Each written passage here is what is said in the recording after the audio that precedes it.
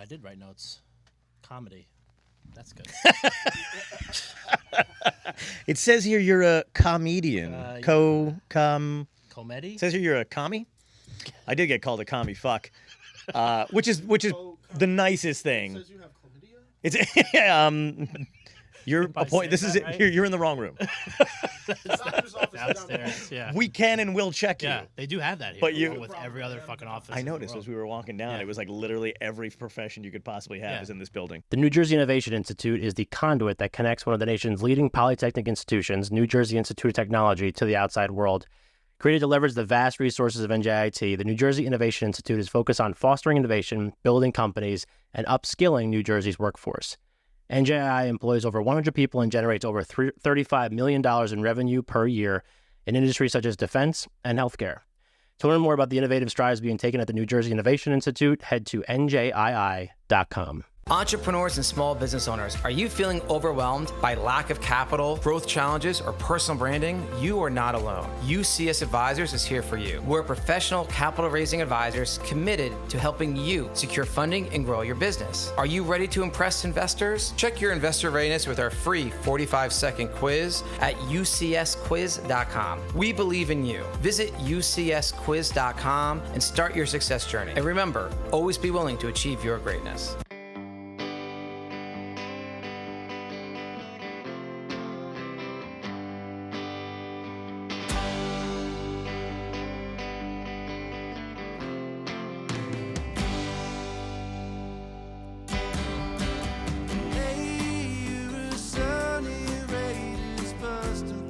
All right, what's up, everybody? Welcome back to another episode of Greetings from the Garden State, powered by the New Jersey Lottery. I'm your host, Mike Ham. We're here with John Poveromo. John, Hey, what's going on, man? to the show. Powered by the New Jersey Lottery. Yeah, It's a dude. powerful statement. Yeah, right? That's why. Did you make that up, or did you just do one every? Like, do you just like throw that out there every That's episode? like they're a sponsor of ours. That's fucking awesome. Yeah, they're our title sponsor. So that was like part of the deal when we got that set up. Was like it's greeted. That's the official name of the show. Oh wow. Okay. It's Greetings from the Garden State. It's Greetings from the Garden State, powered by the New Jersey Lottery. That's fucking sick. And the powered by, I think, I don't want to do brought to you by or like Greetings from the New Jersey Lottery presents. I just wanted it to be powered by because, like you said, it has that je ne sais quoi to it. Yeah. You know?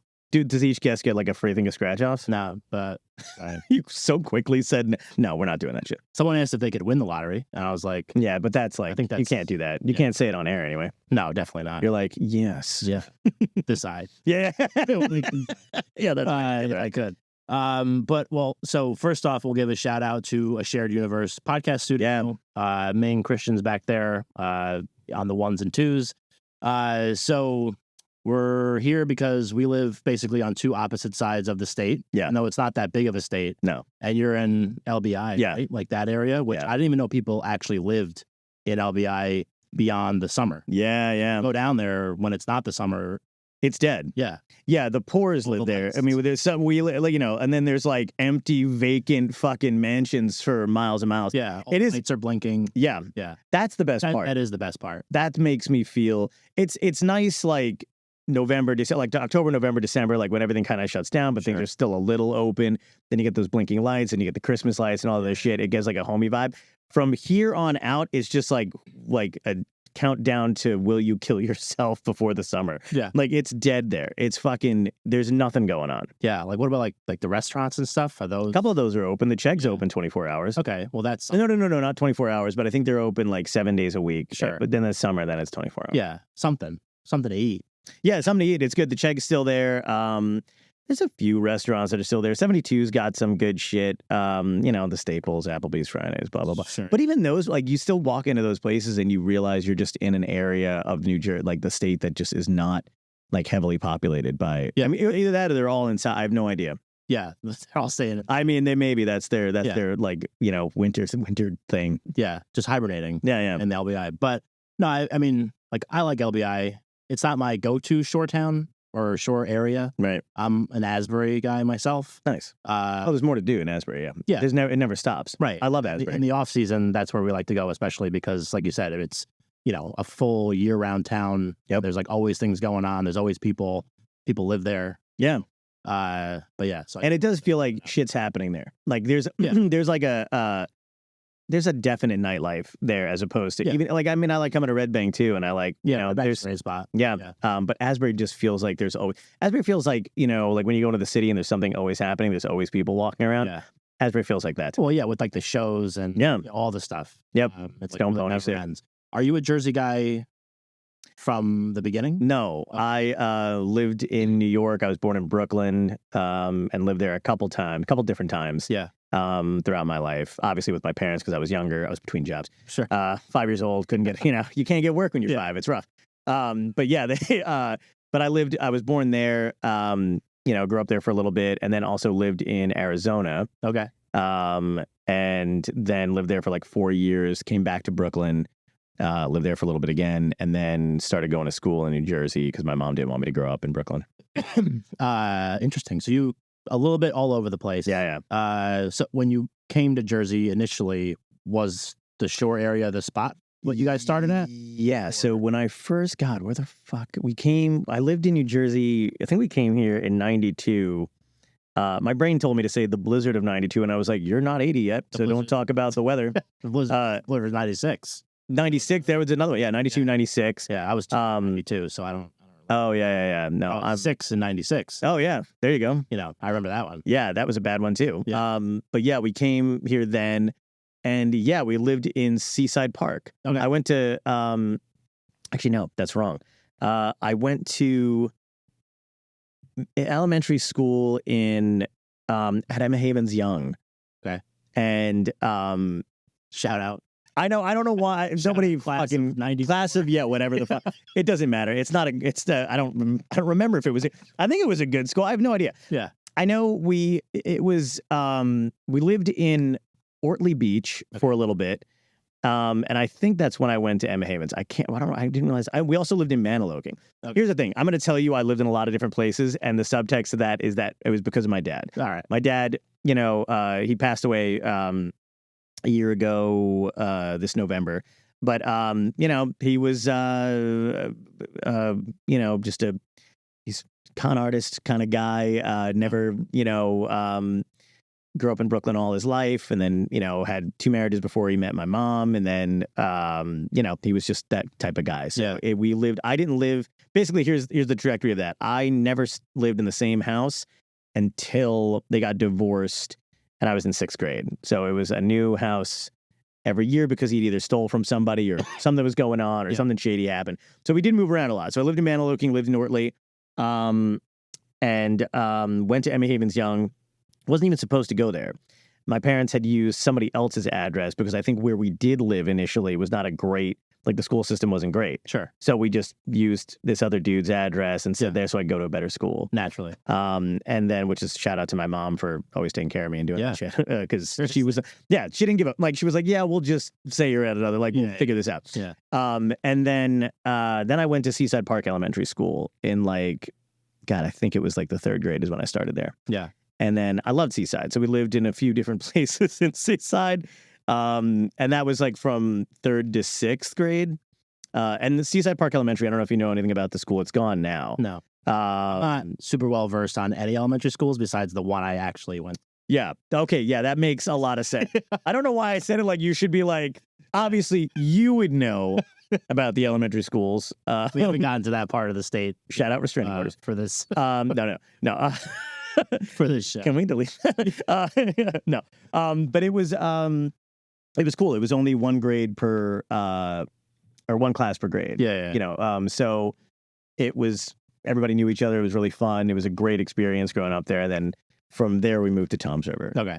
And then because I think the option if you went to I think Seaside Park was you had to go to like, I don't know, whatever the high school was, fucking garbage. Yeah. I don't remember what it was. Sure. So, but then we went to Tom's River and I went to South for a year, then went to High School East for sophomore through senior. Yeah.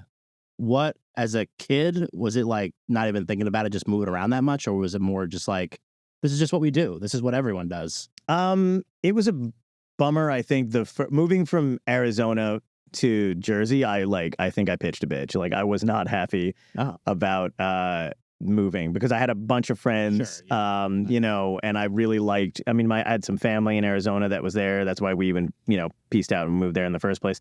And then, so yeah, that was a bummer. But then moving around a lot, like it was, I don't remember. Sure. And I think I credit that to my mom because like she just kept it, fun. Yeah. I guess, you know what I mean? For the most part, I'm sure there was probably some like moments where it's like, fuck, are we moving again? But also it was like new room. Yay. You know what I mean? Like you could get a new room and we're going to get this and we're going to do that. And this is a nice house because blah, blah, blah.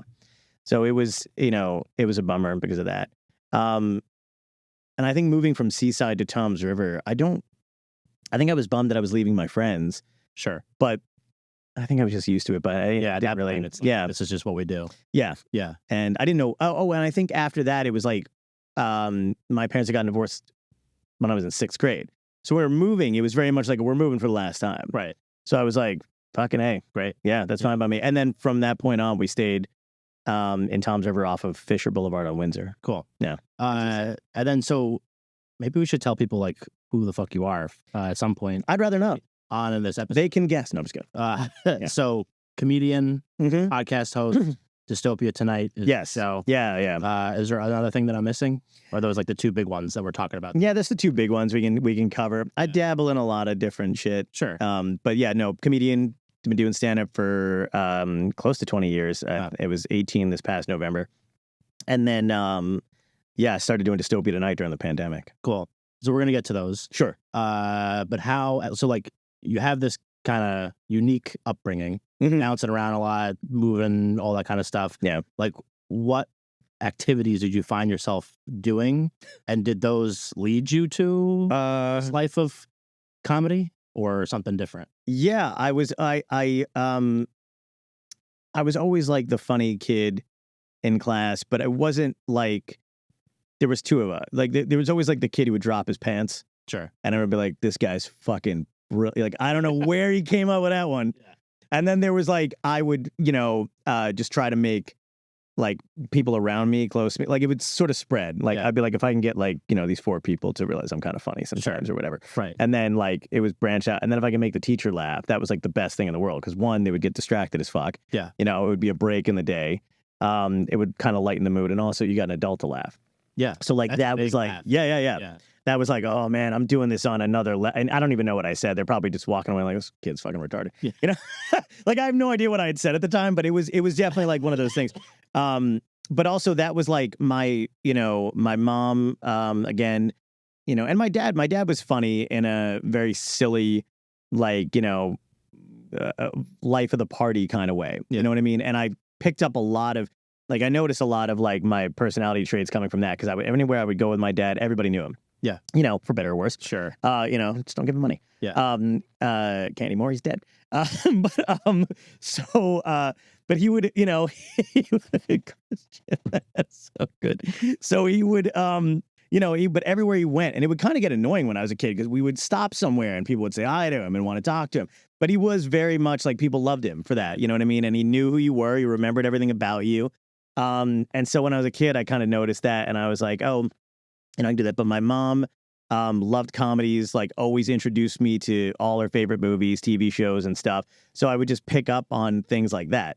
The weird thing was I do remember as a kid, like, okay, this particular humor probably won't translate over to your friends. And I would have these moments where they'd be like, what the fuck are you talking about? And I didn't want to be that guy. Sure. But I would, you'd pick up on the timing and stuff. So you'd be like, okay, I can just pick up on the timing and apply it to my life. And it was weird. And I could draw. So I would use those kind of skills to like make friends and stuff. Because I'm short now, but I was like super short, like flat head, braces, acne. You know what I mean? Like, like that was like, horrifying. Yeah. They've somewhat improved, but like, it's just like, it was a freak show. Sure.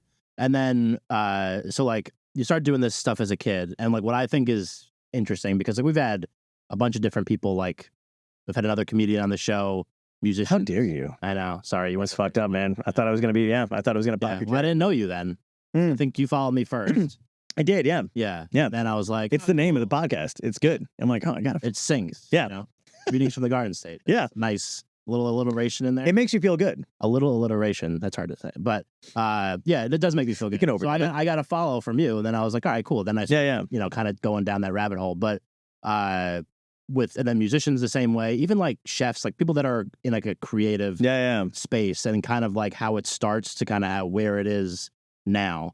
But I think like what's also interesting, especially to me in like the comedian world, because like I love watching stand-up specials and things like that, because it's just like, to me, it's such an interesting art form, because like you could be a funny guy and be awful on stage as a stand-up. Yep. You know what I mean? Because it's such like a different kind of funny humor. Yeah. You know?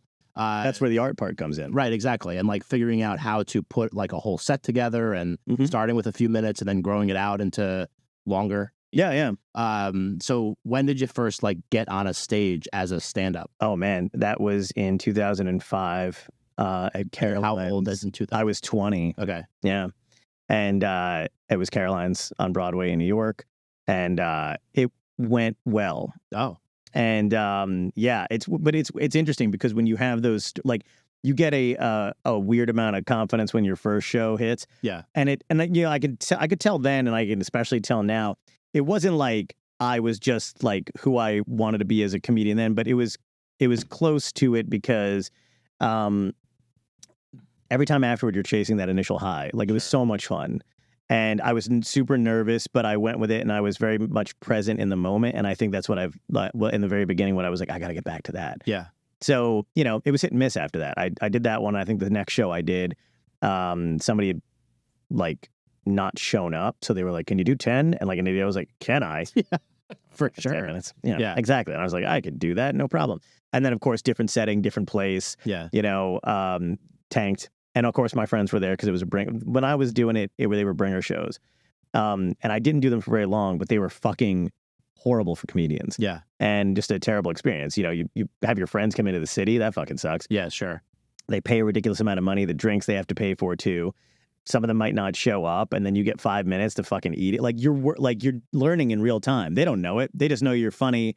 And then you have to there's a bunch of layers to that, where it's like, they know you personally. They've known you for years, so they think you're funny. They've always thought you should do this thing. Then you go and do this thing, and you do well once, so they're like, I got to come out and see you. Sure. And they don't, there's that whole process of like, you're still fucking learning in real time. Yeah. And you can I've noticed some people do that, where if their friends are there, they play to their friends, and their audience will laugh then. But then you're just not really developing as a comic either. You're not trying out any new shit. Yeah. So when you're trying out new shit, though, you bomb. Right. And especially when you're that new.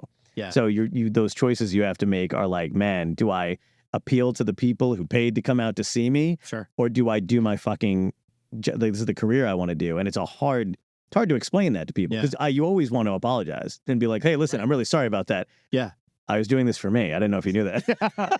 This is my dream. Yeah. But I thank you for coming. Yeah. But yeah, it's weird. Yeah. And then and I feel like that's just a never ending process. Like, even though you've been doing it for 18 years, it's like, what's funny today, or like, how's this crowd going to react, or what's all those things. The beautiful thing about it is, I think if you've been doing it long enough, you do know, like, there's stuff like, I'll know if a premise will lead to something, and I'll know what kind of reaction it might get from an audience. Also, it depends a lot on you. Like, I know it depends a lot on me. I don't know. I know some people work, with very strict, like, I'm going to write from 2 to 4 or whatever the hell it is. And then they're like, and they write one-liners out or whatever. But mine is very much like the mood I'm in, if I write a joke or whatever, I'm like, that's great. I'll throw it in there somewhere, or I'll leave it in the mix. But, it's definitely different. But you can tell now, like, the longer you've been doing it, you're like, this is going to work. Yeah. This is going to be rough. And then you can also tell if you're not, like, why you're not doing well. Sometimes I just fucking suck. Yeah. And that's, yeah. I'm not come and see me because I've got shows coming up. Yeah. But also like, hey, I know I was looking at that too, and I'm like, you look good. Yeah. But this is the actual. We do look good. Yeah. How are you? Yeah, but no, I think I think that's like one of the main things is you know why. And to me, like, the not doing well part, and I don't mean to keep harping on this. No, do it. Are good, but like, no. For me, this is like, as a podcaster, and you all are also one, so you understand this. Like, this is also kind of like its own art form. Yes. And if you or I or whatever record like a really shitty episode, like, kind of like, I know. Yeah. If like halfway through or even earlier, I'm like, this is gonna be a rough one. Or like, 10 minutes in, I'm like, this is going to be one of the best episodes we've ever produced. But then at the same time, like, I'm going to put it out, but then it's like, here you go, everyone. And you never have to see a reaction, feel the reaction, like all that kind of stuff. And to me, like, that is one of the most terrifying things about what it is that you do. And like, I think it takes like a special kind of person to kind of like get up there and do that. Like a lot of times night after night after night after night to try to like find that little, twinkle of something. And it is like, it does I can't, like, whatever happens, with my career, whatever, I'm always going to be thankful that I did this, or just grateful for stand-up in general, because it does, like, give you this kind of hard layer. And I think you can either choose to, like, I've seen guys get really bitter about it. I've seen guys become dicks, like there's a lot of, or whatever. But I think you can kind of have that where, like, not a lot of stuff bothers me. Like, if a show doesn't go well, you do kind of leave and you're like, fuck, that sucked. But you recover much. Like in the beginning when the show doesn't go well, you're like, driving home and you're like, what, it looks good? Oncoming traffic. I think now might be, those lights look appealing to me. Yeah. Now might be the time.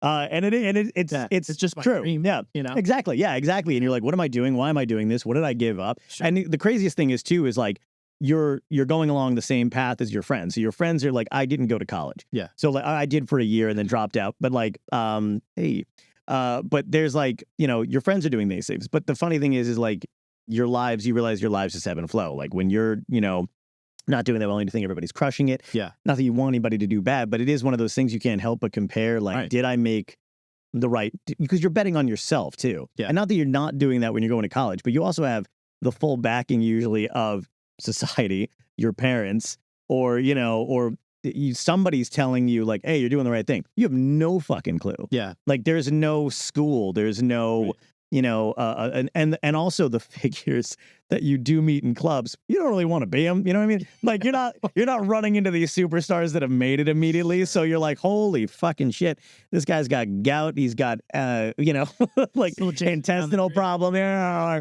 Okay. And they're like, back in the day when I was doing Merv Griffin, and you're like, yeah. Was that the last show you were on? Jesus fucking Christ.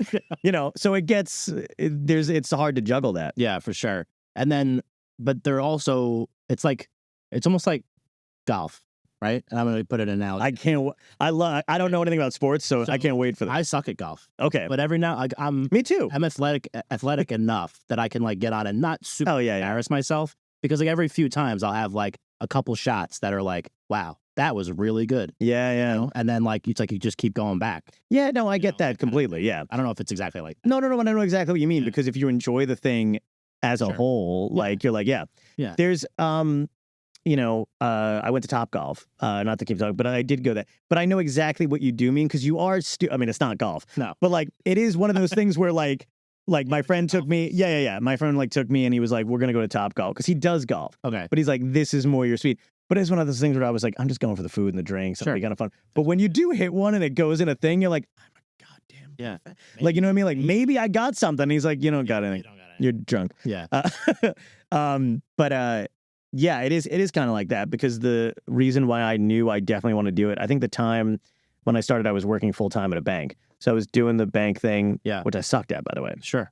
There's no reason. I had financial consultant written on a card with my name on it. And I was like, I flunked algebra. Like, I don't have any right to do this. But, that's when that's also one of those things where you realize everything is kind of bullshit. Yeah. Like, they sent me for training, but I'm like, oh, this is like a sales division. This is fucking ridiculous. Everybody's like, different age groups or different whatever, different periods of their life. And I'm like, this is just horror. Like, none of you are like, you think of a bank, you think of like Mary Poppins with the dude, like, the fucking, not dancing, but you think of that kind of shit, and like a little bit of dancing. Yeah. You got to get those accounts. You know what I mean? You got to do what you got to do. Yeah. But then you're like, oh, okay, none of this is really real. Everybody's just kind of winging it. But I did that, and then, you would bomb, or you'd bomb so badly, or you'd not have a good set, or whatever the hell the deal was. But like, the only thing that made me want to do was keep going. Yeah. Which I thought was like, that's when I was like, okay, I think I really fucking like this. Yeah. Like, because I would just go, I would get bummed out, and then I would book 10 more shows. Because I'd be like, one of those, the averages of something being good enough again. Something's going to hit. Yeah. Yeah. And it did. So what were those moments? Like, Because obviously, like you said, I mean, if you have like a bad set, that's one thing, and you kind of like push harder for it. But then I'm sure like the positives are nice too. So like, and doing it for 18 years is a long time to do anything really. But doing it, it's the longest thing I've ever done. Like, I don't know. That's a weird way to fucking say it, but we'll work that out in post. Yeah. But like, you know, what I meant was like certain moments or like maybe like a show or whatever, like, like lightning ball, you're just like, yes. Yeah. I can kind of.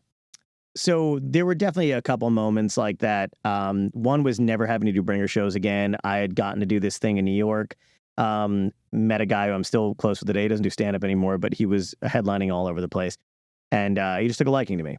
And we became friends because he was running this one room at the Improv when it was the Improv in New York. And then they sold and it became Broadway. But I would just go in every week and do his shows. And it was a lot of fun. And he would run them and get on and close the show at night.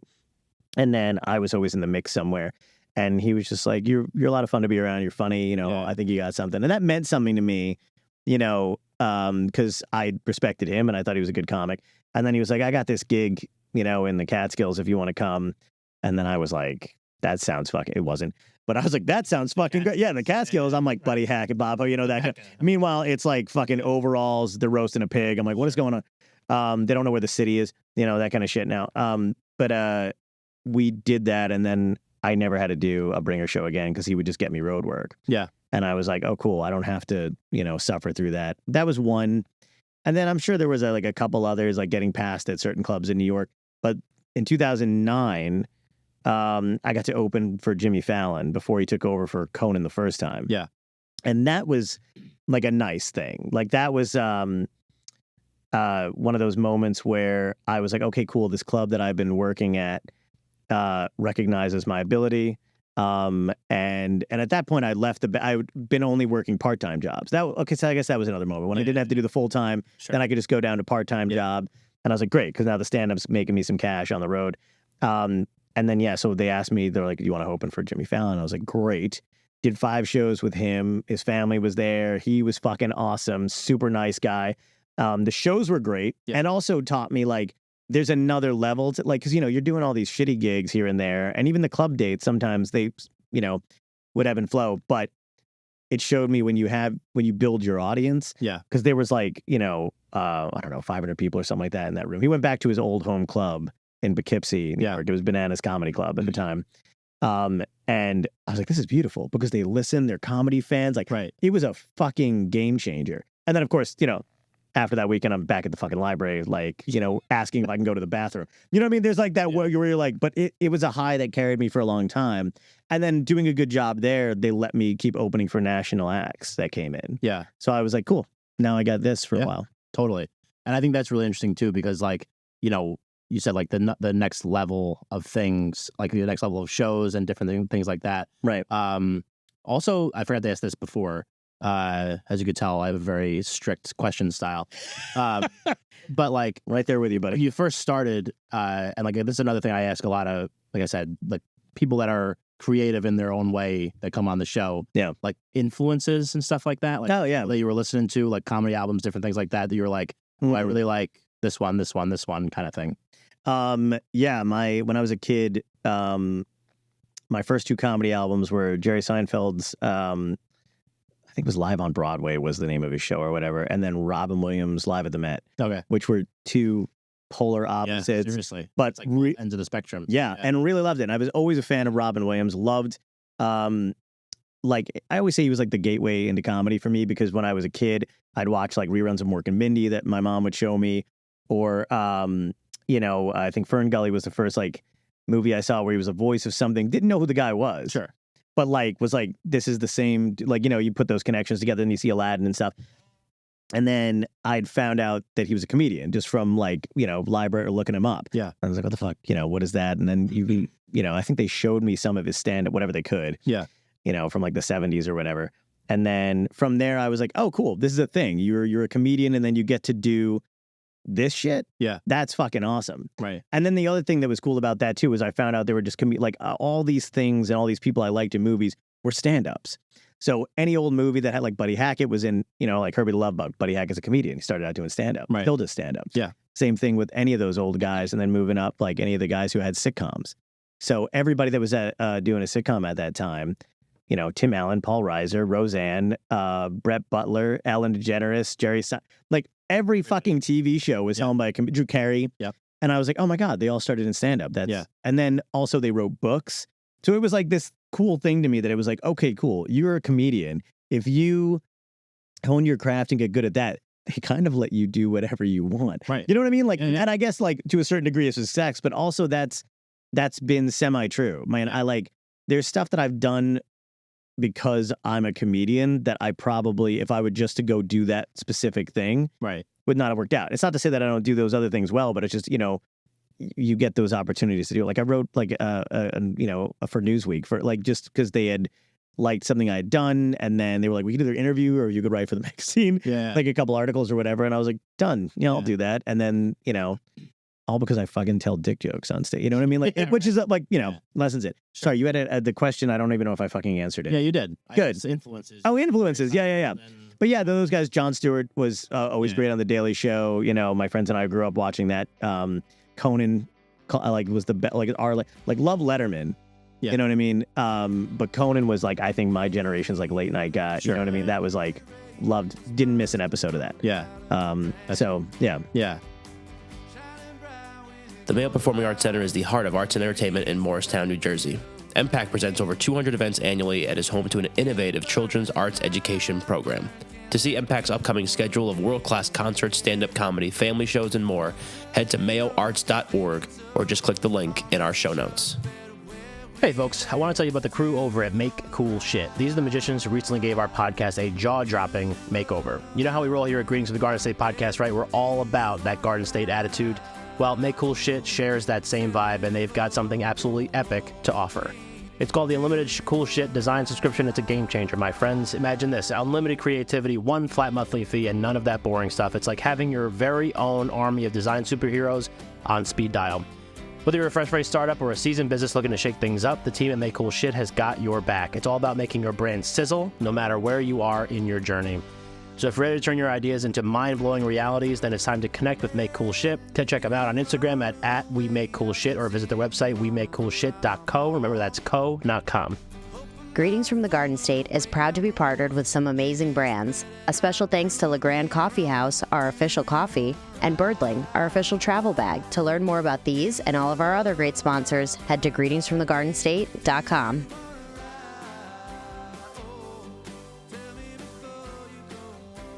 As we're talking about like new things that you're getting yourself involved in, like for Newsweek and doing different things like that, I think it also is interesting, like going back to what you were talking about when you opened for Fallon. Yeah. How like if you grow your own audience, you can kind of get to do more things. Yes. You know, and I feel like as the story kind of like continues to meander down this river for us in this episode, like eventually getting to a point, starting the podcast and doing different things like that, I just think is just another, you know, a whole other window to start doing more stuff, grow an entirely different audience that may not be super familiar with your stand-up work, but it kind of one hand washes the other kind of thing. Yeah. Hoping to bring that together. Like that's an interesting thing too, is bringing those two worlds together. Because I think, you know, don't ever hide that I'm a comedian, but I do think there's people who follow the podcast that probably like will sometimes be like, oh my God, I didn't even know you did stand-up. Yeah, they're following me on a completely different platform. Right. Even though I'll fucking say it or like, but it's not like a focus of the thing. Yeah. But yeah, stand-ups, that's another thing too. Like even to be able to do that, the podcast and call those people also comes from the fact that I'm just, when you're a comedian, you're like, yeah, I can do that. Yeah. Like, you know, and thankfully it's been going well and I do it well. Yeah. You know, not to toot my own horn, but whatever. Toot away. That's Thank you. Here. Yeah. You know? But yeah, it went really well and we got like really great guests and people seem to like the episodes and stuff. And blending those two worlds is fun. I know that's like the challenge to do it. Yeah, for sure. So take me through starting the podcast. It's called Dystopia Tonight. We said that at the beginning. But talk to me a little bit about it, how it got started, what it's about, all that kind of stuff. So Dystopia Tonight, I had the title years before the pandemic hit. Trademarked it, like the whole thing or whatever, because I was going back to LA back and forth pitching shit. And after just either constantly getting like so close where a series was going to get picked up, something I had written was going to actually get bought, whatever the fuck it was, and then it not happening, I was like, in my head at the time, I was like, this is not going to happen for me until like the world is about to end. Yeah. And no one else will, like, everybody else has died off. Sure. And I'm going to be the last guy. Like, they're going to find my headshot under a pile of rubble and be like, we still want to make money, so we could use this kid. You know, so I thought that. Cut to the actual end of the world, what we're living in now. So I was like, I wrote this whole thing called Dystopia Tonight, and I was about a talk show host that was literally just still doing a talk show, but at the end of the world. Yeah. And I had a bunch of episodes written for that.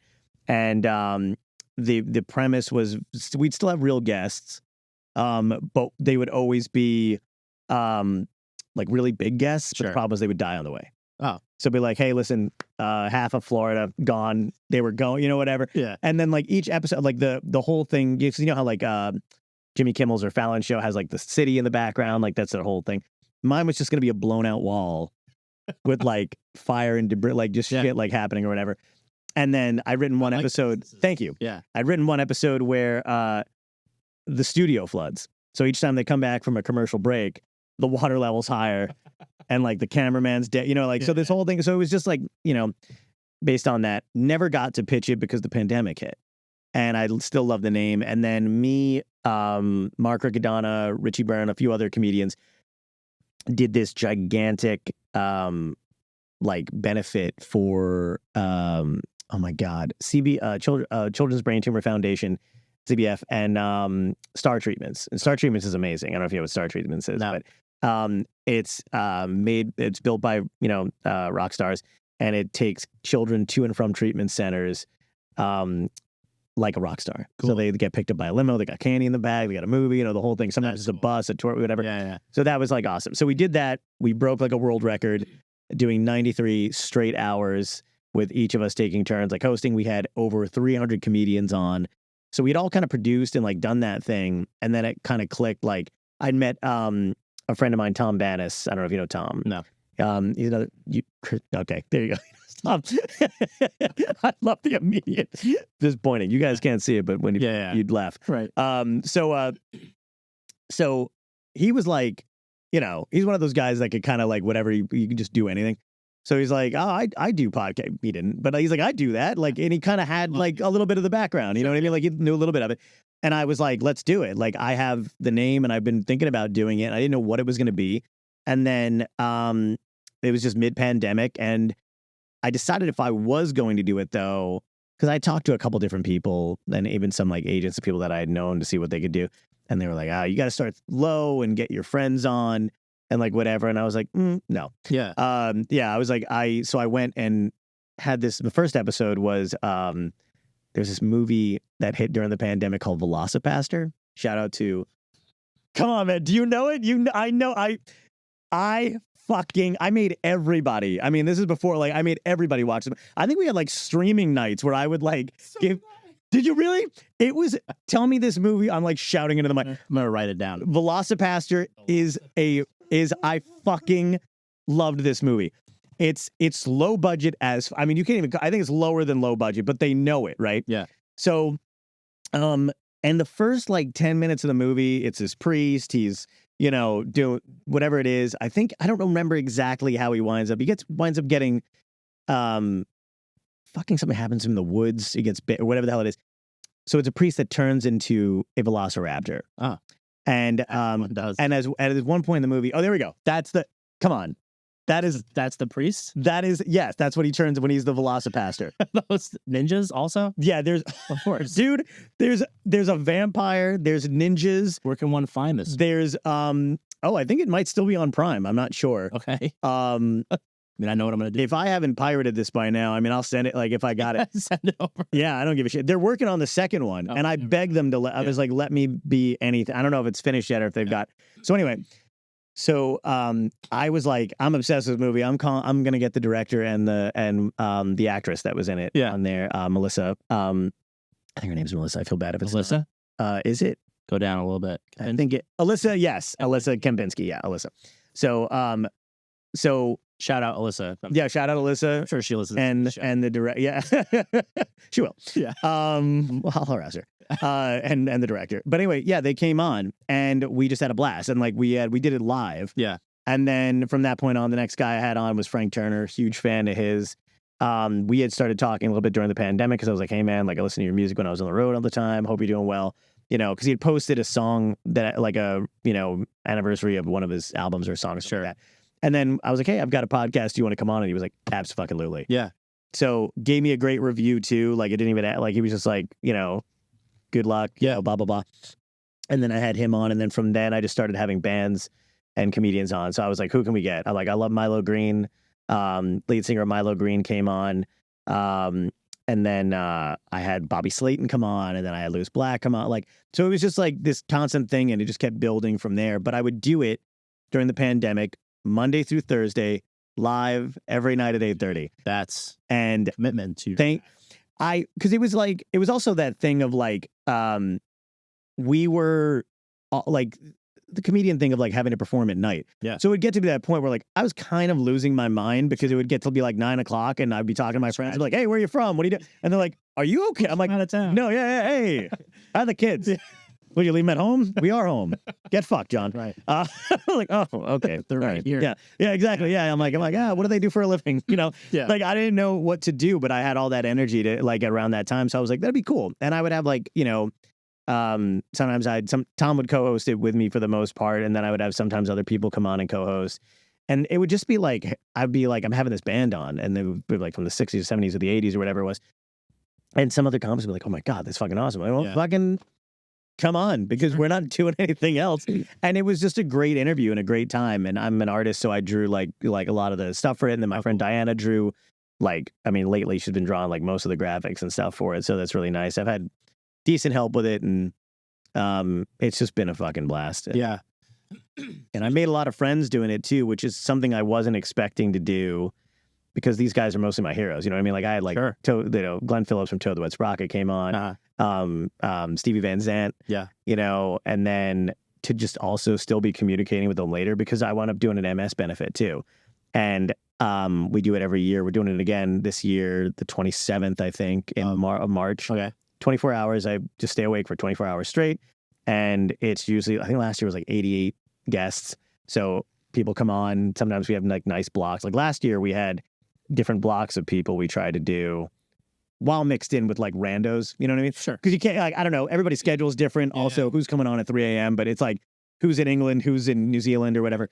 But we had this 90s alt rock block where it was just Glenn Phillips from Toad, Stephen Page from Bare Naked Ladies, Ken Block from Sister Hazel, Tal Bachman, the Jim Block. Like, so it was just like this nice mix. But also one of the guys that stayed on from the previous one was Billy West, who does the voices of like Fry from Futurama and a couple other things. So it was just hilarious, like all these other dudes, and then Billy was just kind of hanging out. Yeah. And that's the kind of, it's just a lot of fun to like do that shit and see who's a fan of who, you know? That's really cool. Yeah. And I just love, because to me, like, so I started podcasting during the pandemic also, but I had a full-time job back then that was like, up until October of this past year. Nice. I got laid off, but fuck them. Oh yeah, fuck that. Yeah, fuck them. Yeah. But here we are doing amazing, great things. Yeah. But so the original show that I had was like all geared like real estate stuff because that was what my job was. After a certain point, I would start just like having on just like other guests. Like I'd meet other podcasters, sure, athletes or musicians, like same kind of thing. And be like, hey, I got a podcast, and it's like the show is called The Morning Spotlight, so it's nebulous enough. That's just like it's like anything. It could be anything. Now. So wait, when it was about real estate, not to interrupt you, but I got to know, was it like, were you guys talking about like worst spot, like crazy shit you've seen in the house? People. So I sold title insurance. Okay. So it was like, I would basically use it as kind of like a value add to clients or or whatever. That's smart. My whole job pre-pandemic and post-pandemic, once everything opened back up again, was to like go out for lunches, go out for drinks, go out to events, and just like schmooze people. Nice. And then once everything shut down, you couldn't do any of that. Right. So I started doing like virtual networking events, which I had already been doing like in person, but real estate, young professional, all that shit. So I started doing those. And then I was like, I'll start like a LinkedIn video thing with all these people that are coming. Like I'd get like 45, 50 people a week to come to these virtual networking things, to like sit on a Zoom call and just like bullshit for hours. We'd get wasted, because we're all by ourselves in our houses. Yeah, exactly. Like, what are you going to do? The best business I've ever done. But then when So eventually, like, I was like, I'll start this LinkedIn video series, and I would just be like in a suit, jacket, tie, Nice. like slick my once hair back because I was like all mangy from not being to a barber in a long time. Yep. And I'd like read 3 questions. They would read answers back to me. So obviously it was like Sick. electric. Yeah. People fucking loved it. Yeah. And it was like, I was like, I'll do 2 weeks, 10 episodes, curve will be flat. Sure. We'll go back to normal. And then obviously, and then never did. did 60 episodes of that for 12 weeks. Nice. And then transitioned into a more traditional show. And then like 2 years later started this one basically. And then here we are just doing this. What's cool about that, and I think sometimes certain things I miss about that period of time is that you're like, oh, it took off. People had an interest in it. Yeah. I think people were just kind of letting themselves get involved with stuff that they either thought they would never like or didn't have time for. Right. So you did have that. There was like a pristine time where you were just like, oh, yeah, I could check out everything because there's nothing weighing me down. Right. And I love, when you were talking about when you started Dystopia Tonight, when they were like, oh, you start with your friends and then start low. And like, in a sense, that's kind of like how I did it because I didn't even listen to podcasts before. I still don't. Yeah, I still don't either. I don't listen. But you know what? I don't go to see comedy either. No, that's interesting. Well, I guess it's like, I don't know. Well, for me, for the not listening is like I'm editing my own shows. Oh, yeah. And like editing other people's shows. I'm not going to listen to somebody No, I get it. else, I'll listen to do you listen if it's somebody you're interested in? Like if somebody like, okay, that's what I'll do. I'll like if I get like an itch, I was like, all right, maybe I'll listen to a podcast today. I'll like search out certain guests. Okay. Like, I'm fascinated by like Mike Tyson, Yeah, that dude's everywhere now. fascinating. And like he has his own show. Yeah. Like I don't like listening And a cartoon. to it. And a cartoon, yeah. But like what if he does like Rogan or something? I'll like listen to that and listen to him talk for 3 hours. Right. Just like people like that, I like trying to find when Jerry Seinfeld's a guest on stuff. Which that's always the best. It's rare. I feel it is, but it is. So because he doesn't want to do it, exactly. So he's going to be kind of curmudgeonly. Yeah, no, right. But stuff like that. So I will search out. Plus, if I know someone, like when Clubhouse was a big thing, and I'd be on. I was like, I would do a daily Clubhouse room at noon, called the Podcast Lunch Hour. Me and my friend. Shit, that's awesome. Wish I'd known about that. Yeah. We would do it it was probably like the longest running, like consistent podcast, like room for a year. So like we would do it every single day, would not miss. Wow. At noon East. So what would you guys do? Hold a podcast or just talk about podcasting? We talk about podcasting. Oh, that's. I was like, I literally just started maybe a year before. I could have benefited from that. I had no idea what I was doing. Yeah, neither did I. Oh, that's I great. was like, there's so many people here that know stuff. Yeah. So I'm like, I'll just start a room. Yeah. People will think that I know stuff, but really I'm letting everyone else talk. That's literally what it was. And people love That's fucking genius. but it really did help me kind of like explore the whole like podcasting world and the community and like all that kind of stuff and like how it works. And then like once I kind of thought that I knew enough to like, but then my show was at that point like a year and a half old. Okay. And it was already kind of like stuck in its ways. That's absolutely. And like work knew I was doing it and fucking hated that I was doing it. Really? Yeah, because they were like, this is too well produced. Like you can't be focusing that much on your job if you're spending that. I'm like, oh I'm my doing God. and it was always like a fight. So then I'd be like, all right, I would do 2 episodes a week, like hour-long episodes, 2 episodes a week. Sure. And I do like one for them, but then one for me kind of thing, So we do like smart multifamily syndication or like commercial property taxes. And I'd be like, okay, and then what do? You like just see if it pencils out, like that kind of thing. Right. And then the Thursday episode would be like, Marty Ray, who like went viral because he sung a cover of Ice Ice Baby. Yeah. Style. And it got like millions of views. And he's like this big Southern guy from Tennessee, like long beard, fat dude. I remember seeing that dude going around. Yeah. He was in Clubhouse quite a bit. Really? Yeah. Wow. Yeah. I did do Clubhouse for a little bit, but I'd forgotten about it. Like I would pop into a couple rooms here and there. I think I got tired of the tech bros that were in there. Sure. That were like, because I think that's where I wound up stumbling into shit. I didn't see too many. I think there were some comedy ones. I think, oh my God, the fuck's his name? Tim Dillon. Oh yeah. Would burst into a couple rooms here and there, do that shit. I think he was always breaking into the Bitcoin one. So if you like found him like in the crypto ones, just tearing people apart or like pretending he was interested or whatever. Yeah. That was always kind of fun. But yeah, I think I got it. It was one more, actually, I think when I got invited to Clubhouse, I was like, this is one more thing that I'm not going to do well. Yeah. You know what I mean? And I'm like, it's gonna like it's like followers and this and that. And I was like, I just can't. So I probably avoided it. But I would have loved that podcast one though. Yeah, would have been cool. Yeah, and it was just it just became a thing that we did, and like I got to meet a lot of cool people through that. Yeah. And some that are like still friends of mine that live in just different parts of the country. Yeah. To this day. So that was always a positive. But back to what I think I was talking about when I went on this long tangent of Clubhouse. But like starting with, like people that you don't really like, people that you know to start. And that's like what I did with the people that were on my video show. But then like when I started this show, I was like, fuck it. Like, let's just swing for the fences. Yep. Why not? Exactly. And then you never know. Yeah. So like we started, Calandra's Bakery was like our first episode we ever did. Nice. And they like sponsored 4 episodes right out of the gate. I was like, great. see, this is what we have. I love that you go from place to place and actually can, do it in a diner or in a restaurant and stuff like that. That seems like a lot of fun. Yeah. I've done them live, but only like as an addition to my stand-up gigs. Sure. So like I did the New Hampshire Theater, the Rochester Theater in New Hampshire, a year, I think for Comic-Con. Okay. No, Free Comic Book Day.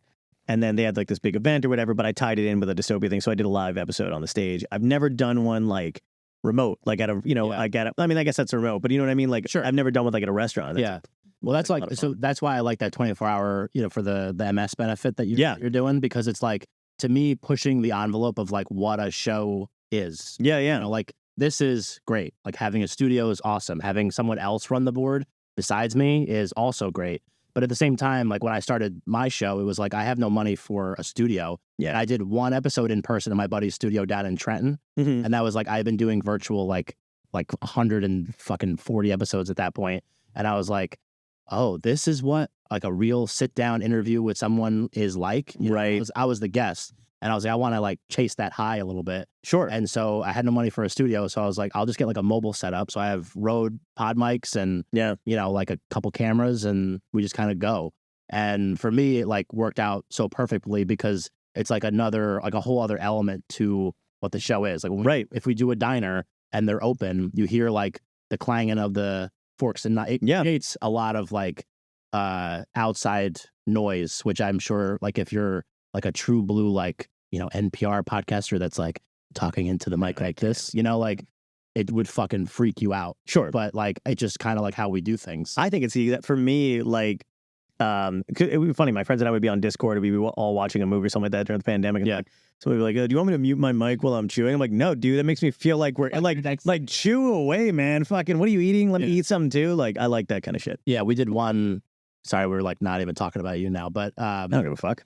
I'm here. We did one at Donkey's Place in Camden, which Anthony Bourdain did it when he did his like. Oh, I know. Yeah. I know what you're talking about. Best cheesesteak in the world, he said, it's also really good. So we show up, we drive an hour and a half down to Camden, and Camden's its own unique world. Yep. And we get there, and he's like, I'm really sorry. He's like, I had 2 people call out. He's like, I got to be working the grill.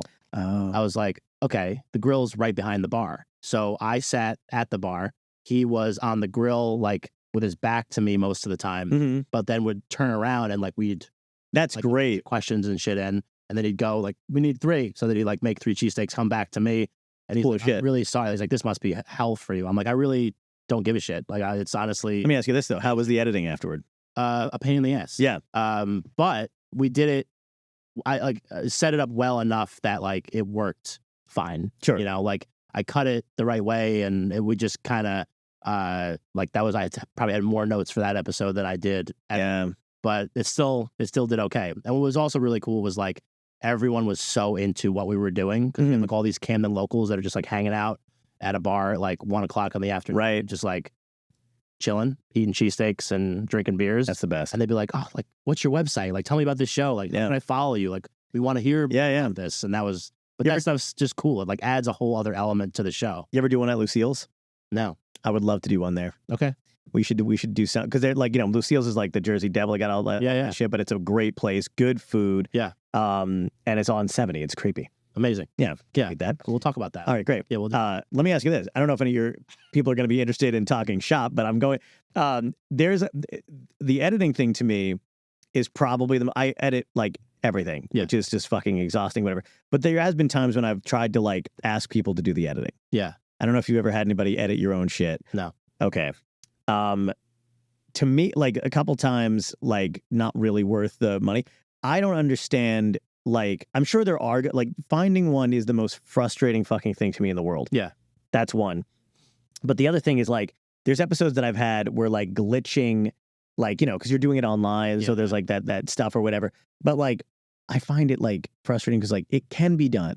So, like, I've talked to people where I'm like, oh, yeah, can you make sure they go? And they're like, oh, we can't do that. I'm like, yeah, you can. You have to fucking actually do the work. Separate the audio. Yeah. Like, clip this shit together, make it look good. You can make them make sense. Yeah. And then you just realize that people don't want to put in the time. Is there anybody that just enjoys that work? Because, like, okay, Yeah. I'm going to talk to you. Because, like, I don't like it. Yeah. I'm good at it. Right. But I also know I'm dumb at it, too. Because I'm like, because I'll be editing something, I'm like, somebody could be done with this. And I'm 5 hours in, my ADD is going crazy. You know what I mean? I'm like, I don't want to do this anymore. But, like, I have, like, I feel like I just have a responsibility to the guest. Yeah. They came, they gave me their best. I know it could be a great episode. I've got all these little benchmarks in my head of, like, good stuff to clip or whatever the fuck it is. But it is a very, like, frustrating thing. So as long as I know you don't enjoy the editing either, I feel okay. I don't, but I also, this is going to sound really bad, but, like, my bar, like, I'm not going to, like, so we never run into, like, technical glitches because we don't. Like, yeah, you sure you don't have to do that. Right. You know, so you're not going to be like, sure. That never happens. Or, like, there's not a huge disparity in, like, my mic and your mic because they're the same fucking thing. We're in the same room. Yeah. You know, so that stuff's fine. But I also, like, I mean, this whole episode we've been recording for almost an hour now. Right. So we're getting close to the end. But, like, what? It's a whole conversational thing. Yeah. Like, I mean, I know shows that, like, they'll clip question by question. You know what I mean? Oh, yeah. I don't like, I'm not, like, a fan of that. But I also think that, like, really what makes our stuff unique is that it's just, like, real people. Like, a lot of my guests have been on a show ever. Any kind of show. Right. News, radio, podcast, you know, notwithstanding. But, like, any kind of show they've never been on. So we just, like, want to be real people. Yeah. And tell, like, real stories. Yeah, and the only time anything is... and, like, I don't really care. Just as much as anybody. I don't give a shit about that either. The only time that the editing is like a thing is like when I know, like, okay, their thing went out or like we had a little bit of it.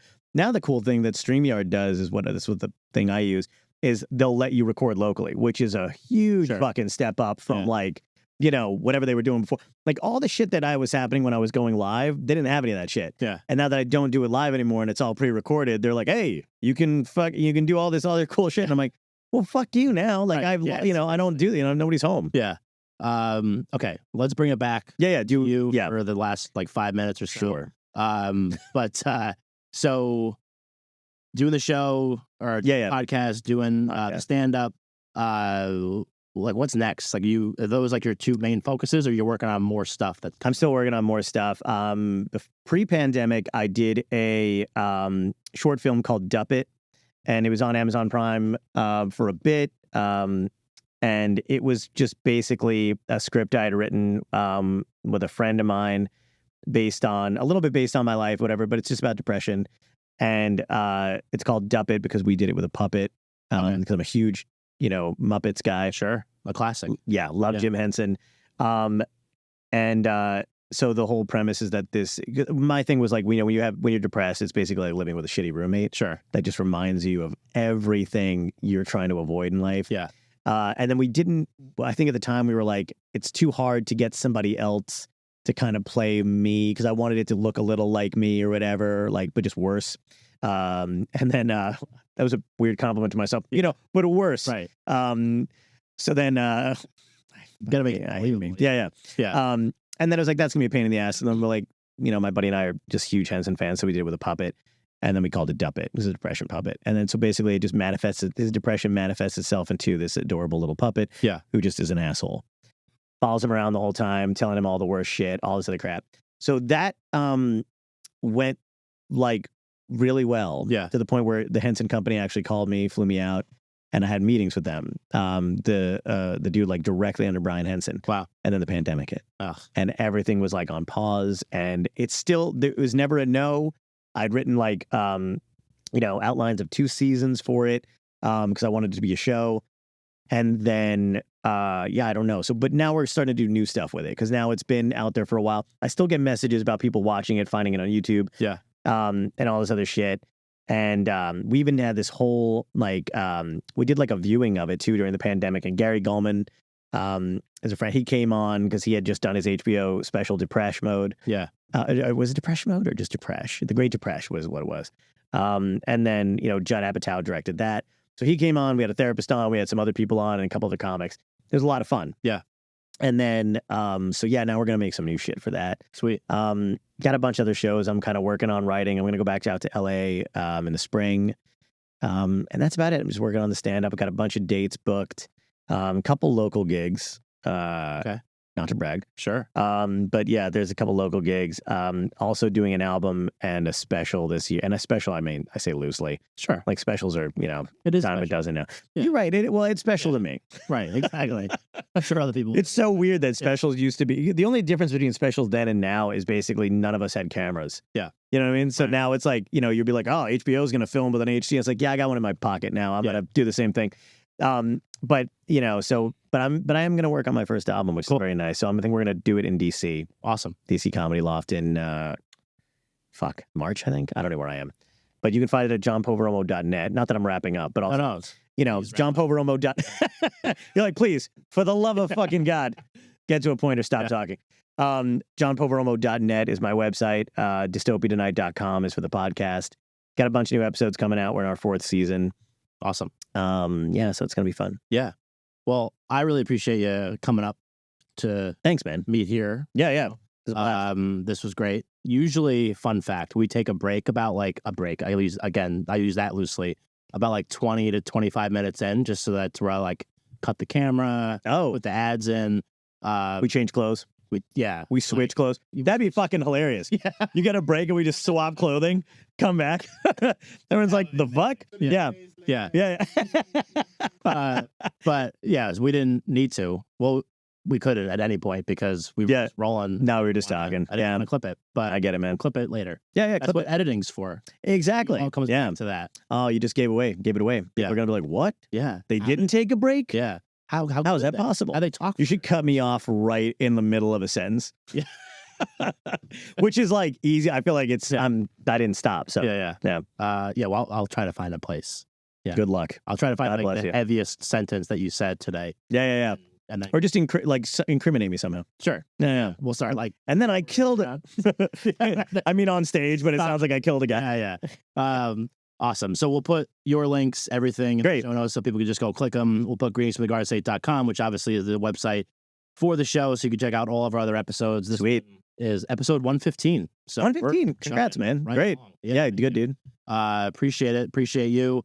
Thank you to A Shared Universe and Christian Yes. behind the camera there. Christian's the best. Shared universe. Ming, Yeah, Ming. thank you. Wish you could be here, but you're at some Comic-Con someplace I and was like, did he die? no. Let's play the game, kids. Where in the world is Ming Chen? Yeah. Where is he? Look, he's in like Spin the Kentucky. wheel. He's in Kentucky. Yeah, like the Oh, is he? I don't know. I just made that. Oh, okay. Yeah. Picked like the most random state. Kentucky's a sad place right now. Yeah. Actually, no, you know what they did in Kentucky? They sent out a fucking message to aliens to come to Lexington. Oh. And I was like, come on. I'm actually going to Kentucky in June. It's not, I've done the University of Kentucky. We're going to Like how I backtracked? Railbird. It's very nice. Like, Oh, okay. festival out there. Oh, that's awesome. Yeah. It's not bad. The University of Kentucky I did was actually great. That's cool. Yeah. Yeah. So again, all the links will be in the show notes. Yeah. Shout out Kentucky. But this has been the Greens for the Garden State podcast, powered by the New Jersey Lottery. We're here at a Shared Universe studio with John Poveromo. I'm Mike Ham. Thank you for listening, and we'll catch you next time. Awesome.